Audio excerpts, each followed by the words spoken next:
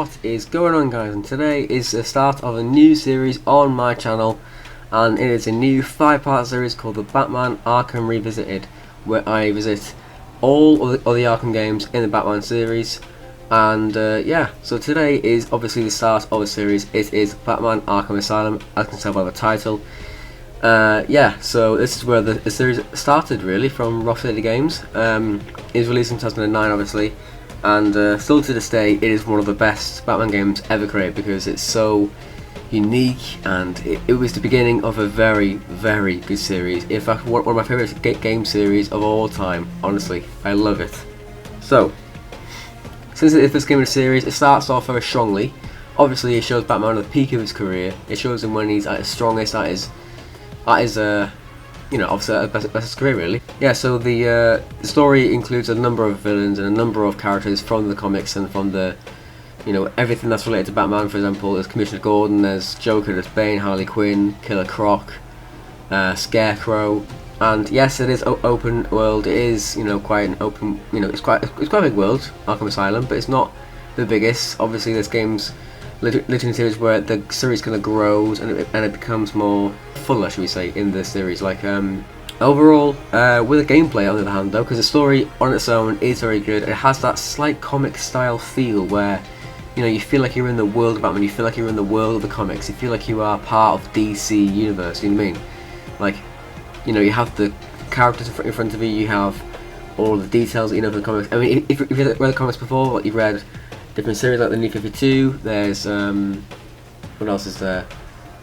The Doomsday Collection, there is the Detective Comics, and many more. So yeah, overall it's just brilliant. But yeah, with a story on the other hand, it's something that, you know, you have to consider, because if you like Batman games, or if you like Batman overall from the comics or the TV shows or whatever, give this game a try. In fact, give this whole game series a try, because at the moment there's a collection called, I think it's Return to Arkham. What's it? Batman Return to Arkham, something like that, where you get Arkham Asylum, Arkham City, and Arkham Knight in one collection, all three of them with all the DLC, and it's all running on PS4, Xbox One, or PC. So with the stealth in gameplay, you know, you have a lot of variety in gameplay. Like, you can use your batarangs, you can use Batclaw, you can use the grapple to hook up onto the gargoyles, you can, you know, look down from the darkness, you can hide in the shadows. You know, there's so much you can do.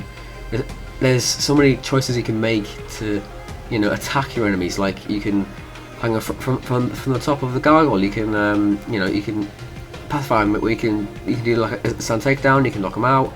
You can hit with the batarang. You can blow up walls with the explosive gel. There's so many options to take, and with that, you have so much freedom across the whole game. And this is where it started. Well, this is where the series took off. This is where things got, you know, quite mad, shall we say. So overall, the gameplay and the stealth is very impressive. With the combat, on the other hand, you know, it feels satisfying when you're being the Batman, and where, you know, you're beating up thugs, and you know, you can feel that you can feel them breaking their bones, which might sound weird at first, but you get what I mean. Like, you know, you can break their bones, you can knock them out.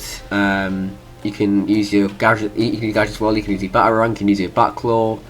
You can use different things to, you know, keep ahead of your enemies. And but on the other hand, I think the combat is a bit stiff. It felt a bit, you know, I've been playing Batman games now, especially with the Arkham series as well. I've been playing the Arkham series now for nearly 10 years now, I think. And the combat does feel, you know, it improves over time throughout each game. Gameplay gets better through each game. With the combat, I think in Arkham Asylum it was at its weakest, I think, because there wasn't as many options as other games, which you will see later in the series, by the way. I will show that as I go along. I will show how they compare to each game. And this is the point of the series as well, where I compare the games and I show you how this is one of the best series of all time. It's a showcase, in other words. It's to show what I think of the game, and to show you guys that, you know, there's a series out there that you guys want to try if you like Batman, or if you like DC Comics or whatever. If you like it, try it if you haven't already. But with the combat, you know, yes, it does feel satisfying, but it has moments where it feels stiff, it feels a bit unresponsive. But like I said, it improves. So I'm not going to put it out as a con about the game. I'm not going to say that it's weakness of the game. It's just something that, you know, has been addressed obviously by now, but back then it was an issue. But anyway, On the other hand, you know, you have different things in the gameplay where, you know, you have the Riddler trophies as well. You can have like different puzzles around the asylum. You can figure out puzzles where like you got your own gadgets as well. You have to explore the world. You have to actually find them yourself. You gotta search almost every corner of the asylum to find these, you know, these trophies and these riddles. And in the end, you get like a little clip of where Riddler gets arrested by GCPD, which I thought was good because, you know, you have to actually use your initiative. You have to actually use, you know, your intelligence to actually figure out these puzzles. I mean, yes, I know they're not like, you know, impossible to do. They have to be a genius to figure it out. But it does take a bit of ethic, you know, work ethic to, you know, to figure them out. And in the end, it's satisfying when you know, eventually hear that Riddler's been arrested, which, you know, it shows that you've done your bit as Batman in that area. There's many villains across the whole of the game as well, and they're all, you know, they all have their backstory. You can read their bios in the files on the menus. You can learn about them. You can read about them. You know, there's so much about the game that, you know, you highlight it in any way you want, and it's there. Yeah, I really enjoyed it. So, you know, after playing games for so long, you know, after playing Batman games for so long, I think it's definitely worth a try. So, yeah. So if you enjoyed this new series, if you've liked the episode, let me know in the comments down below. Let me know what you think as well about the game. Let me know if you think that Arkham Asylum is a good game or not. And leave the comments down below if you want to see this series continue. And I will upload Arkham City, Arkham Origins, Arkham Knight, and Arkham VR on top of that. So yeah, if you enjoyed this video, leave a like. In the comments down below about your feelings of the game and the series overall. Turn notifications on, which you will see in the corner of the screen right now. And follow me on Twitch as well. We'll be streaming soon. And yeah, so leave a like, subscribe, turn notifications on, and I will see you next time. Adios.